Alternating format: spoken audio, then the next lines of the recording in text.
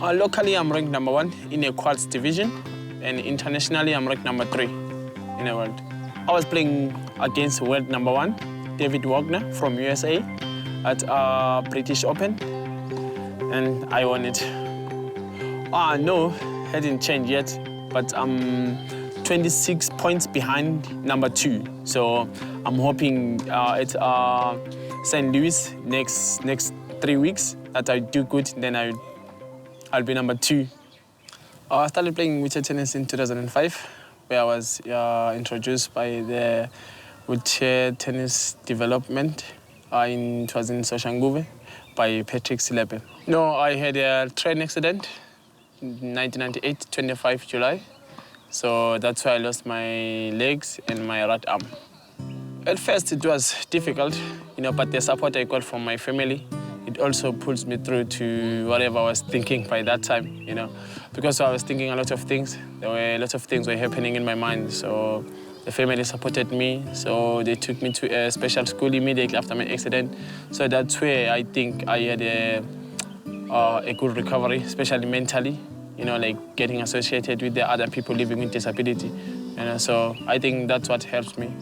Tennis is a mental sport. It helps me, not only on court, but also outside court, like living my life out there. So it really helps because I learn to control my emotions in a game. I also control them outside, like control that anger, use it for the positive, not only for the negatives. Our local wheelchair tennis player which are registered in the ITF ranking in the world, they are 80. It's quite a big number for a small country like South Africa, So we have.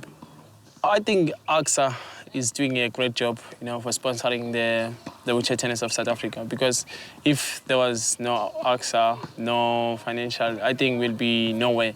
So I think there's a lot we need to be done for the sport to be known, so that we can also get the sponsors, not for personally, but for organization, because the organization is more focusing on the students, at schools for people living with disabilities. So I think there's a lot need to be done. The difference between a normal tennis and a wheelchair tennis is that in wheelchair tennis, we allowed 2 bounces. Everything is the same, the net height is the same, the court is the same. Also in the doubles, everything is the same. It's just only the 2 bounces. The player has a choice of 2 bounces. You can play a 1 bounce if you're fast like me, but you still have another choice to play a 2nd bounce. So that's the only rule which differ. It is very difficult to live with a disability in South Africa. And it's very challenging because it's not everyone who's disabled who have a car to drive around. Some of the kids, some of the people, they use public transport, which some of them are not accessible. Even the bathrooms in town, not all of them are accessible. So it's very challenging. I think the government has to do something with it. Also with the pavement, because we tend to push on a road instead of like going on a pavement. But to see there is a pavement, but there is no ramp to go on top of the pavement to push there.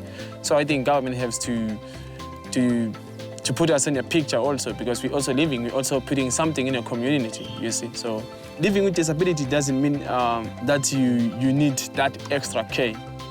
People with disability, they can do things their own, things the way they want them, I'm living on a wheelchair. I don't have much problem with it. Even if I'm going to town, people, they look at me. It's just a motivation to me. I take it as a positive thing, that, yeah, I'm here, so look at me. Yes, this is me.